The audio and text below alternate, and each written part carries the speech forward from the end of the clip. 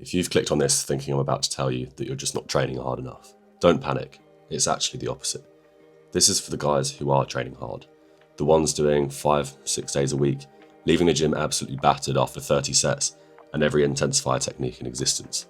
The one that tracks their food sometimes, takes the supplements, watches the reels, saves the training programs, and yet year to year they look roughly the same. So if you're stuck between I'm working hard and why do I look so small, this is exactly where you need to be. In this video, I'll take you through the main principles that took me from a genuinely skinny 16-year-old who couldn't bench 40 kg to a 24-year-old who, while not Mr. Olympia, at least looks like he lifts without living in the gym 6 days a week. And more importantly, it's the framework that allows you to build a serious physique without your entire identity being that gym cell that does nothing but eat chicken and rice and scroll gym TikToks all day. But before we even touch the science, let's address something more important that will allow everything to make a lot more sense. First, I want you to make a genuine effort to understand why you're doing things. Before you obsess over making everything perfect, you need to understand why things work. Why is a hack squat so good at growing the quads? Why does a converging machine press work better than a barbell press? When you understand the function of each muscle, form stops being guesswork, as we can just match the form to the function.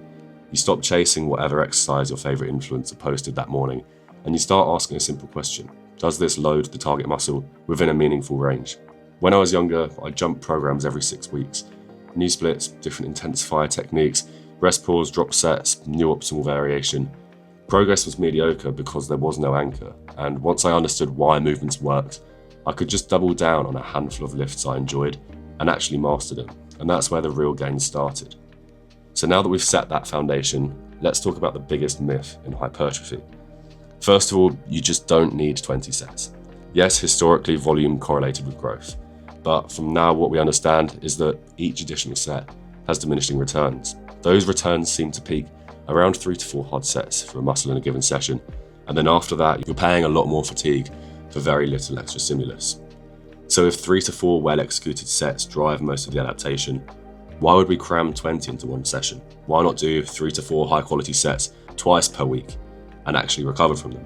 And that's why full body and upper-lower splits tend to outperform bro splits for most natural lifters who are distributing quality stimulus instead of dumping fatigue into one day and crawling into the weekend. The next point is crucial, and it's to forget the pump. Forget chasing metabolic stress like it's something that will materially improve your performance. Mechanical tension is what builds muscle, and if anything, having a pump will actually reduce your ability to progress the weights you're using within your sets. If your incline press is going from 30 kilo dumbbells for 8 reps to 40 kilos for 8 reps under the same standards, then you've grown muscle undoubtedly. You don't need drop sets or rest pause sets. Most of those just accumulate fatigue, wreck recovery, and encourage your form to quietly degrade so you can move more weight and tell yourself you've progressed. The only question that really matters each week is, did I beat last week under the same rules? Which leads perfectly into my next point, because those rules have to be tight. So the next thing is standardization. If your squat depth changes, your rep cadence speeds up, or you just start bouncing out of the bottom to add 5 kilos, you haven't actually progressed, you've changed the exercise, and you've made it easier. This is where the discipline comes in. You have to keep your depth the same, control the eccentric, pause if you need to, film your top sets, and then actually watch them back. I still do this because objective feedback really does keep you honest.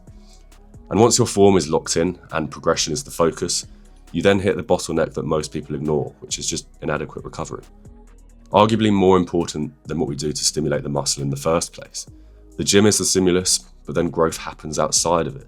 If you're sleeping 5 hours a night, drinking every weekend, and under-eating protein and carbs, you're voluntarily limiting adaptation. You can't out-train poor recovery. The process of hypertrophy happens when you're not lifting, so adequate protein, sufficient calories, quality sleep, and managing stresses aren't nice to haves. They're prerequisites to making progress in the gym. This is also where most busy guys slip up. They train hard, but they live in a continuous fight or flight mode, and then they wonder why nothing moves. So now let's zoom out to the principle that ties all of this together. 80% adherence 100% of the time is better than 100% adherence 20% of the time. Consistency always beats optimization. I know it's almost cliche, but it's true. A 100% optimal program you can only follow once a week will lose to a simple, slightly suboptimal one you can execute perfectly 3 times a week. This is where honesty has to come into play. How much time and energy can you realistically commit? If you can train 3 times a week for 30 to 45 minutes and sleep 6 to 7 hours per night, that's fine. We just build the program around that reality instead of pretending you're a full-time bodybuilder. Adapt the plan to your life, not your life to the plan. That mindset shift alone is what allowed me to go from spinning my wheels as a teenager, trying to copy pro bodybuilders, to steadily building size and strength year after year. No dramatic peaks, just relentless, boring progression layered over time. So let's recap. First of all, understand why movements work so you can stop chasing trends. Then use enough volume, just not endless volume. Make progression the primary metric, then standardize your form so the progress is trackable. Treat recovery as a prerequisite, and above all, be realistically consistent within your real life constraints. If you've ever felt like you're putting in loads of effort but not actually moving forward, then implement the points we've discussed in this video, and I promise you, in a few months' time, you'll have made substantial progress. If this helped, like the video, subscribe, and share it with someone who's still stuck doing 25 sets of chest on a Monday. And if you want the exact frameworks I use to stay lean and strong without living like a bodybuilder, grab the free guide in the description. It will give you the blueprint in a format that you can actually just apply to your daily life. It's not a cookie cutter plan, it's something that you can take and truly adapt to your life. Thanks for watching, and I'll catch you in the next video.